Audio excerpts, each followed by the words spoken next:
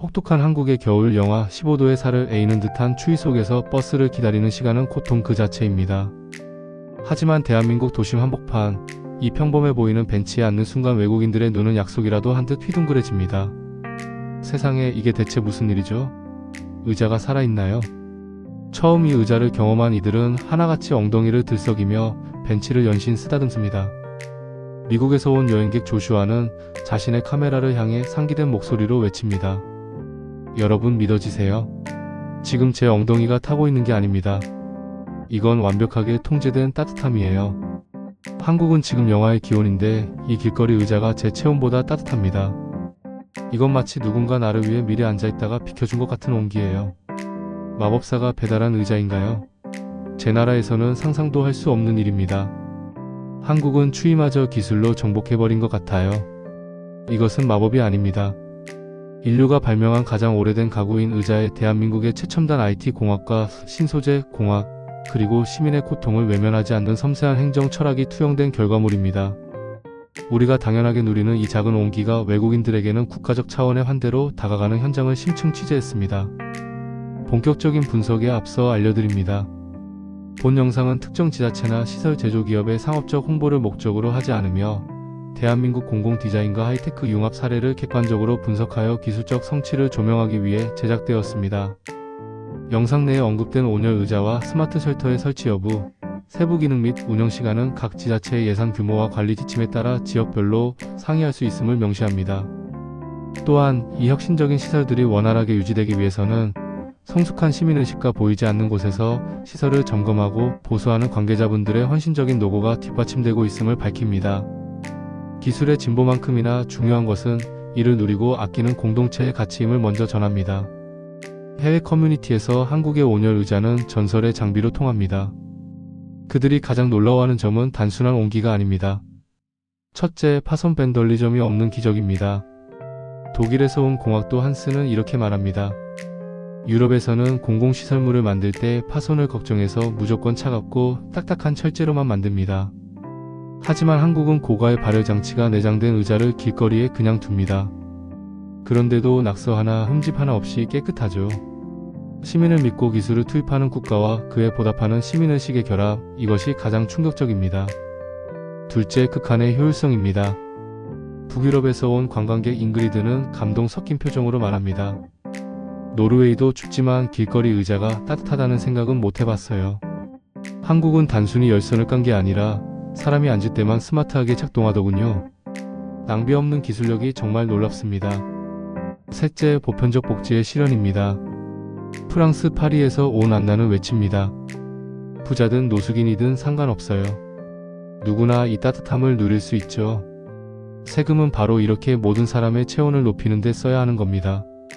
그렇다면 한국은 왜 굳이 길거리 의자에 이토록 정교한 기술을 투입했을까요? 거기에는 두 가지 핵심적인 이유가 있습니다. 1.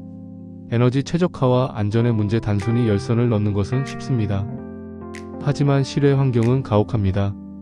눈이 오고 비가 오며 기온이 급격히 변합니다. 기존 방식은 화재 위험이 크고 전력 소모가 막심했습니다. 한국은 이를 해결하기 위해 나노 탄소 면상 발열체를 택했습니다. 탄소 섬유를 특수 직조한 이 소재는 단선 위험이 없고 면 전체가 균일하게 발열하여 저전력으로도 압도적인 효율을 냅니다. 즉 기술을 투입함으로써 오히려 안전성과 유지비용이라는 두 마리 토끼를 잡은 것입니다. 2. 교통약자를 위한 저체온증 방지 버스 정류장에서 가장 오랜 시간 추위에 노출되는 이들은 노약자와 어린이 그리고 장애인 같은 교통약자들입니다. 겨울철 매서운 칼바람 속에서 체온이 1도만 떨어져도 면역력은 급격히 저하됩니다. 한국 정부와 지자체는 이 짧은 기다림의 시간이 취약계층에게 치명적인 위협이 되지 않도록 온기라는 기술적 방어막을 친 것입니다. 이것이 바로 기술이 지향해야 할 진정한 가치인 인본주의입니다. 미국 실리콘밸리에서 온 마크는 평합니다. 이것은 가구가 아니라 거리 위에 설치된 정밀한 IoT 가전제품입니다. 하드웨어와 소프트웨어가 공공의 이익을 위해 결합된 최고의 사례입니다. 이제 한국의 정류장은 도심 속의 테크 라운지로 진화했습니다. 여름철 폭염 속에서도 스마트 쉘터 내부는 인공지능이 설정한 최적의 온도를 유지합니다. 투명한 강화유리 너머로 아스팔트가 이글거릴 때 쉘터 안의 냉기는 단순히 시원함을 넘어 생존을 위한 배려로 느껴집니다. 무선 충전 패드에 휴대폰을 올려두고 기가금 무료 와이파이를 쓰며 버스를 기다리는 외국인들은 그야말로 집단문화 충격에 빠집니다.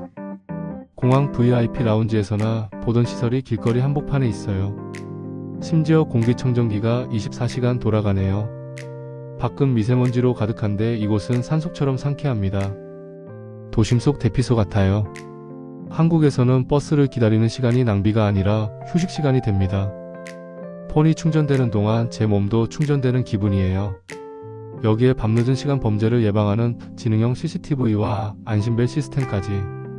외국인들이 감동하는 진짜 지점은 하드웨어의 화려함이 아닙니다. 한국은 단 한 명의 시민도 소외시키지 않기 위해 최고의 기술을 투입한다는 그들의 통찰입니다. 이제 전 세계 주요 도시의 관계자들이 한국의 버스 정류장을 견학하기 위해 줄을 섭니다. 동남아시아의 습한 폭염 속에서도 북유럽의 극한 한계 속에서도 한국의 스마트 솔루션은 가장 혁신적인 답안지가 되고 있습니다. 우리는 이제 당연하게 여깁니다. 겨울에 따뜻한 의자를, 여름에 시원한 쉘터를. 하지만 이 당연한 일상을 위해 수천 명의 엔지니어가 데이터와 씨름하며 머리를 맞댔고 공공의 가치를 최우선으로 하는 행정이 뒷받침되었습니다. 대한민국 국민이라는 자부심은 거창한 구호에 있지 않습니다. 영화의 퇴근길, 얼어붙은 몸을 이끌고 정류장에 도착했을 때 나를 기다리고 있는 따뜻한 온열 의자 하나. 그 작은 배려에서 우리는 국가가 나를 지켜주고 있다는 실질적인 감각을 경험합니다. 대한민국은 오늘도 세계에서 가장 따뜻하고 똑똑한 길을 설계하고 있습니다. 우리가 걷는 이 길은 이미 미래와 연결되어 있습니다. 시청해주셔서 감사합니다.